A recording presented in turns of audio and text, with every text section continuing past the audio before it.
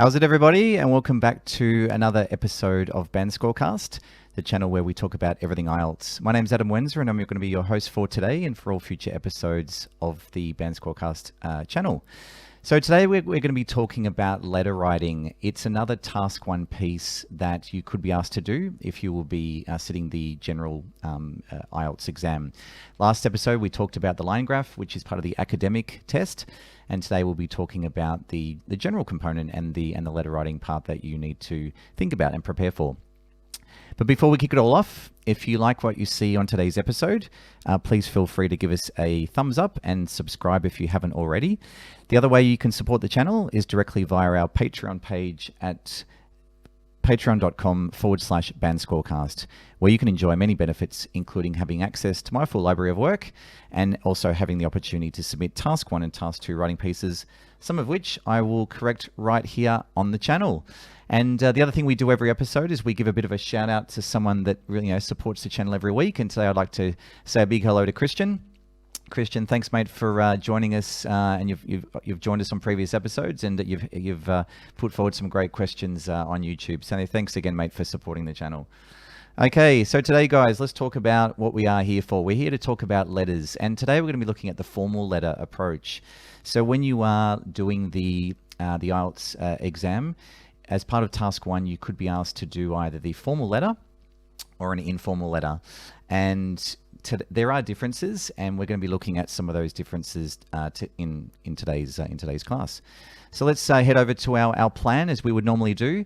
So we're going to talk a little bit about Task 1 types and how they do differ, brainstorming vocabulary and the importance of doing that as part of the test, tips around cohesiveness, because this is probably one of the most important things that we need to consider when writing just generally as part of the test, the letter framework, and at the end of the class we'll offer the actual piece that we write for you to download for free, so you can have access to that when you're studying in the future.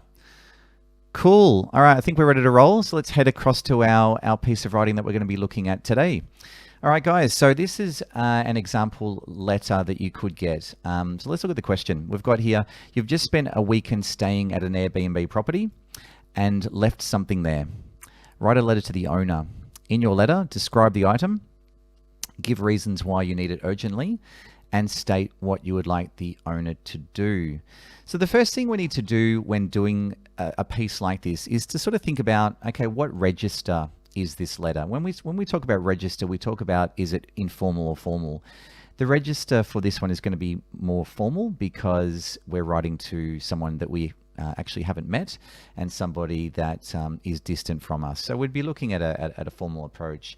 So look, let's kick it off. Let's start filling in the gaps here. So the first step that we need to be looking at, as I just mentioned, is to identify what it is. So what I would just think to myself, okay, it's a formal letter, but it's also a letter of request, because we are requesting something from the reader, and we need to be thinking about that the whole time when we are preparing the response. Cool, guys. The next part we're going to be looking at here is brainstorming some vocab. So the question is about leaving something somewhere. We need to describe the item. We need to say why we need it. You'll notice if we just go up just a little bit for a moment, it says here give reasons. So we need to make sure that we give more than one. If we only give one reason, our score will be marked down. So we need to make sure that when we are writing this, that we actually give multiple reasons as to why we need it urgently. So let's think about this now. Let's think about some vocab that we may wish to use. The first one I've got is flight. Again, we could be talking about flying from destination to destination. We've flown into that Airbnb, and that's something that we could easily use here. I'm going to put here in question. In question means the thing that we're talking about. So we might say the piece of luggage in question or the item in question, the thing that we're talking about. The next piece of vocabulary we're going to use is documents, because again, give reasons why you need it urgently. We're going to talk about those documents in the item, and in this case it's going to be a travel case, being quite important. You're also going to say that you're in a hurry. In a hurry being you needed to be somewhere quite quickly, so maybe you left the place in a hurry. The last piece of vocabulary is going to be colleague. So W-E-A-G-U-E. So a colleague is somebody that you work with or somebody who's in a very similar position to you. We're also going to talk about piece. So luggage is an interesting word. So luggage incorporates all of the things you would normally take to the airport, your bags, briefcases, travel bags, and altogether it's called luggage. Now, luggage is what's called an uncountable noun, so we can't say luggages. To make it countable, we include the piece of vocab piece, so it's a piece of luggage. That's how we would make it countable. So let's also put in luggage as the word that is going to be the focus of today's piece. The next thing we're going to be talking about here is giving more than one reason. As it says up the top here, give reasons why you need it urgently. We're going to introduce 2 reasons using the vocabulary not only but also. Not only but also is what's called a negative inversion, and it's very good for us to use in terms of this type of writing where we've got 2 things to talk about. So let's do that now. So we're going to write not only, comma, dot, dot, dot. Not only but also, and we'll talk about that a little bit later. The next thing we're going to be looking at is regular. We might be traveling regularly, so we're going to include that as well.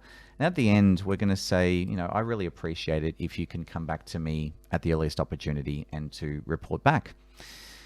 Okay, that's our little brainstorm vocabulary. You want to spend only, so just to confirm, in the real test, we may not have enough time to write 10 words. Let's just write as many words as we can, maybe in 30 seconds, 45 seconds. Let's just get some vocab down. So by the time we start, we've got something in our mind where we can go, okay, cool, we've got some ideas in mind, we can now push forward. Okay, there we are. Okay, the next thing I'm going to be talking about here are some structures. And you can see here, we've got some brainstorm structures.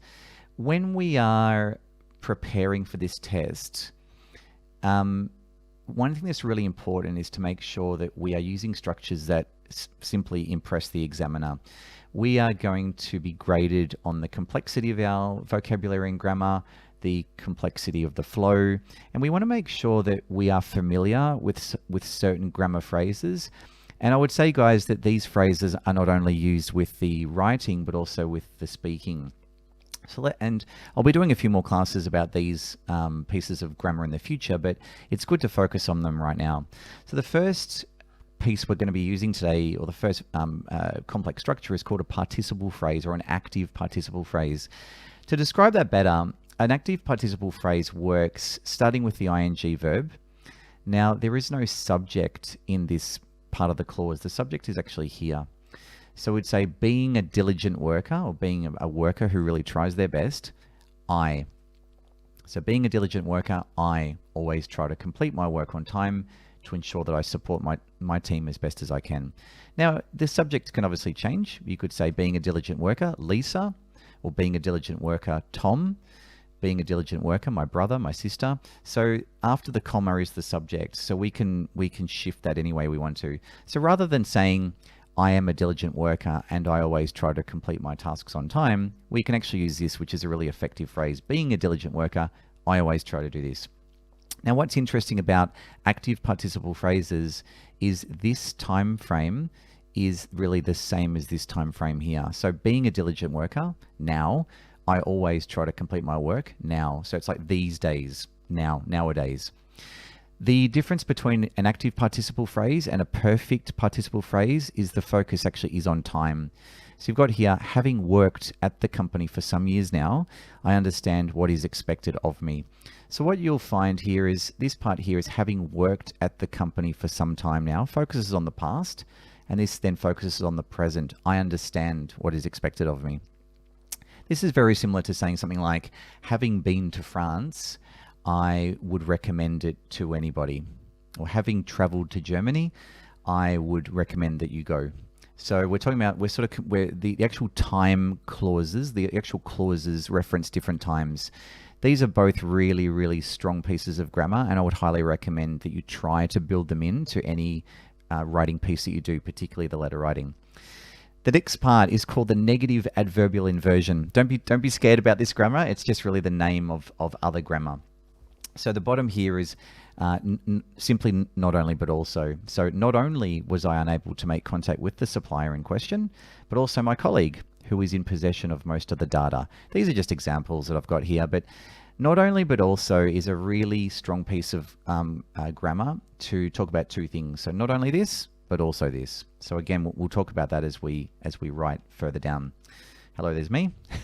This is going to be given to you guys at the end of this lesson, as I've mentioned in previous episodes. This is a free download, so you'll see me do it live, and then you can download it for free at the end of the episode. We've got a second negative adverbial inversion here, which is never. So never have I disappointed a member of senior management, which is something I'm proud of. This is really about emphasis. We're emphasizing like never in my life, or this is, you could say, I have never disappointed a member of senior management. It doesn't have the same impact. This is a lot more impacting, like never have I disappointed a member of senior management. Again, negative inversions are really good for emphasizing things, and if you can build them into your responses, then brilliant. Conditional, this is an example of a third conditional. You could put any conditionals in here. So had I known that Jeff was unavailable, I would have discussed this with you prior to indicating I could do the task. So it's always good to think about a conditional, starting with had or starting with if. Again, really good structures to include. The last one I've got here is what's called a WH cleft. WH cleft is also for emphasizing. So we've got negative inversions and also WH cleft for emphasis. WH cleft is what I propose is I stop working on all my other tasks so I can give it my full attention. So this is what I propose. We're focusing on the proposal. So another really good structure. Non-defining relative clause.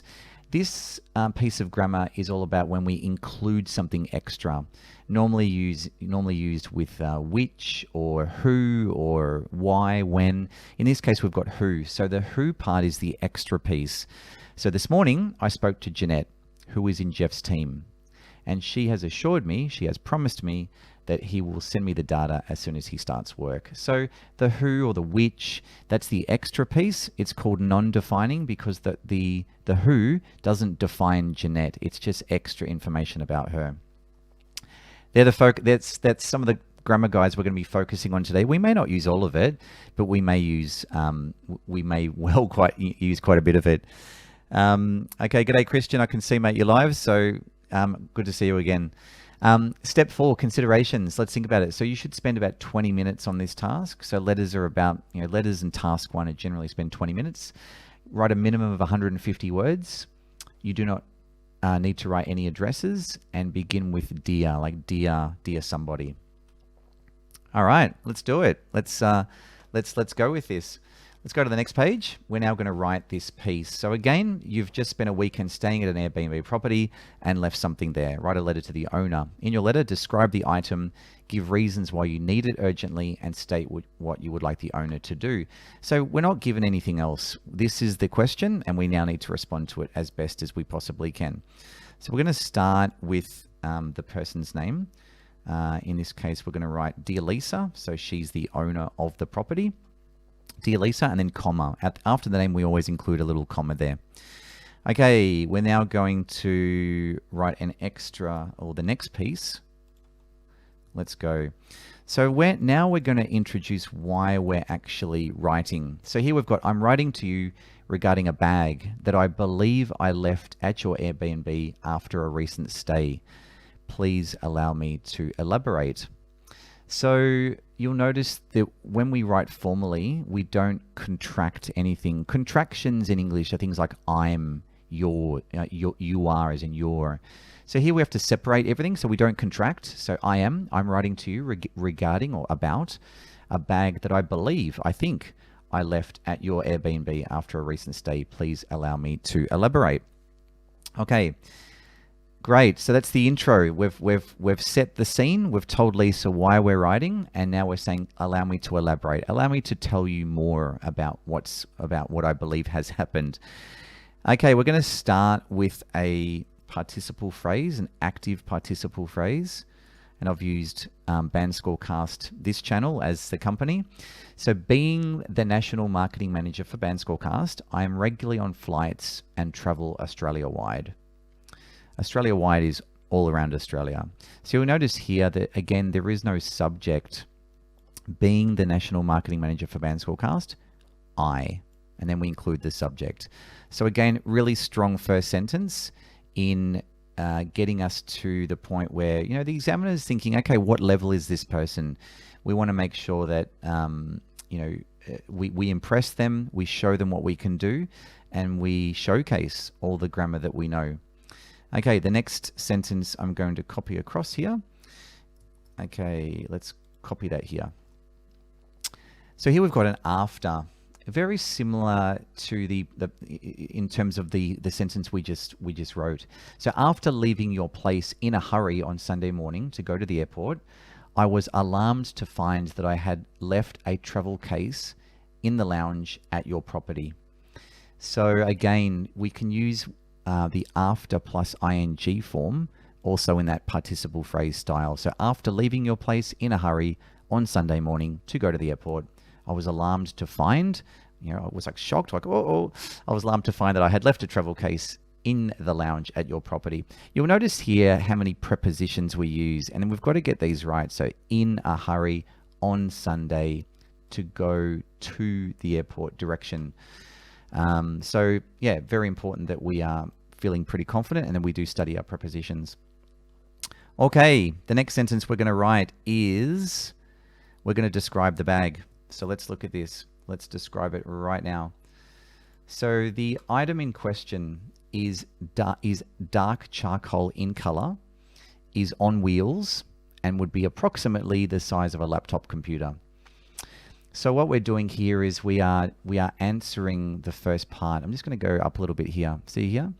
We're describing the item. It's really important when we do this that we are answering the question. We are being asked a question. We need to make sure that we answer it really, really directly, and well, not just directly. We give a comprehensive response to what's been asked of us.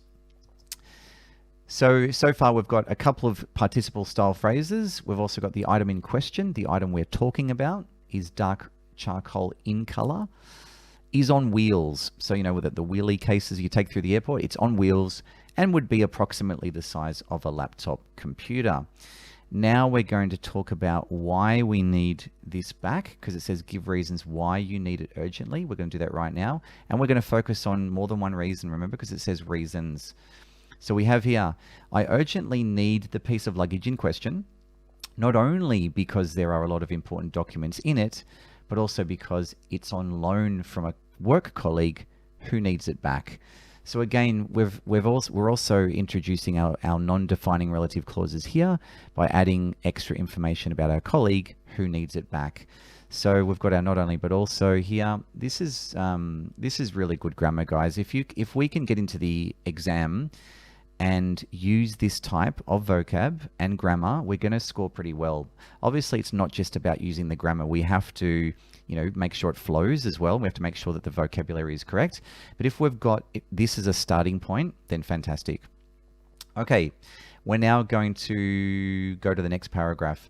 What you'll find just before I continue is this section here should be about 100 words. And I think this is about 104, 106. So once we've done that main body, we should have captured the first 2 points in the main body. So those first 2 points above, they really should be in here in this main section. All right, let's keep going. We're doing well. We're now going to say what we would like the owner to do, because that is the third question in the letter. You can see here, state what you would like the owner to do. We're going to do that here. Okay. So we've got here, I would greatly appreciate it. Don't forget the it. A lot of people forget the it. I would greatly appreciate it if you could please endeavor to locate it, the bag, and send it to me by express courier today. I will cover the freight cost as I am the one who is at fault.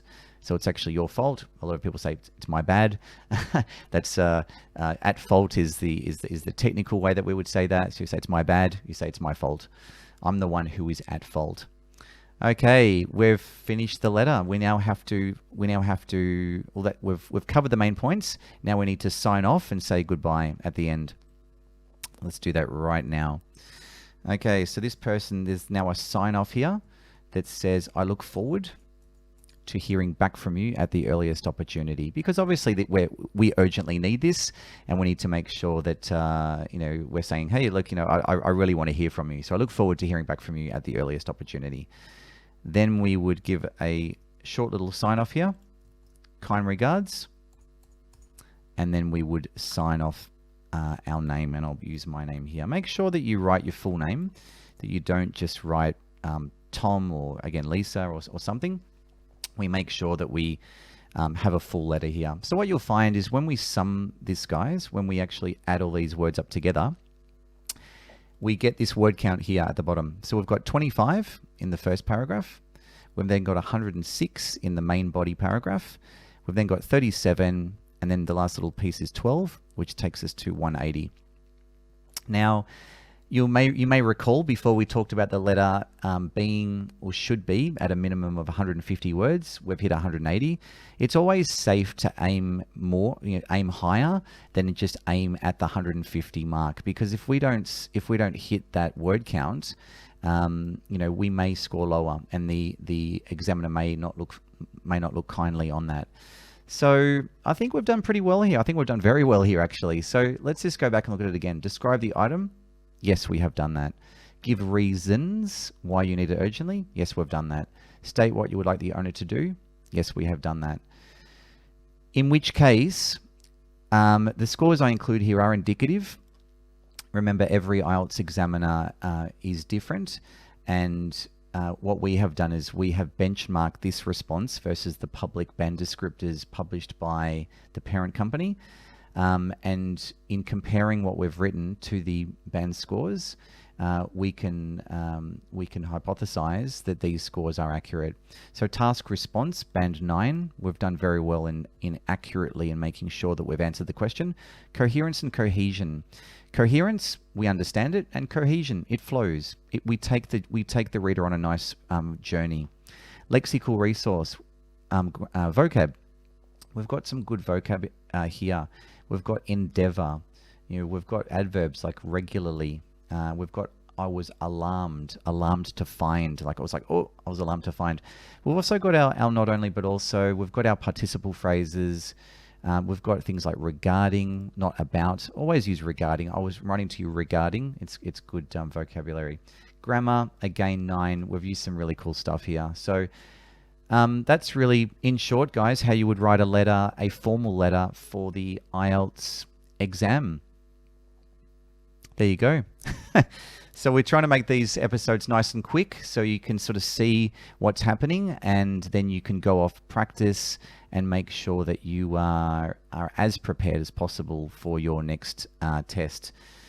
If you like, guys, what you see here today, feel free to follow us on the Twitter channel BandscoreCast, Instagram BandscoreCast, and our Facebook page BandscoreCast, where we are regularly posting about next episodes. If you would like to see anything in particular, please feel free to post comments against those posts, and we can certainly prepare whatever needs preparing for future episodes and make sure that we are giving you guys what we need. So.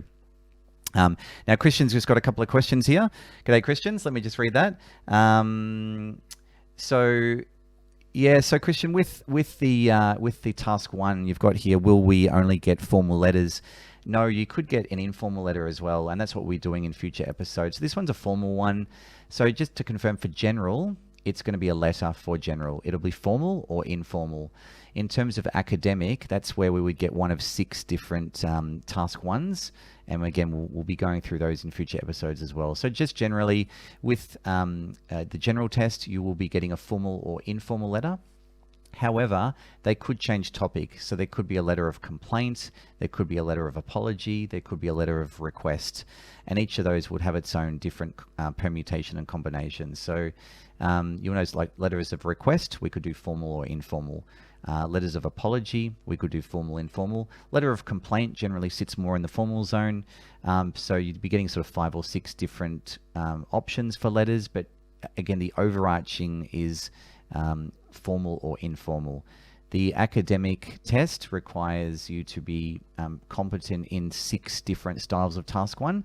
So far we've done the line graph, and we will be doing more of those in the future, like maps and bar charts and bar and pie charts, that type of thing. So yeah, that's what we've got there.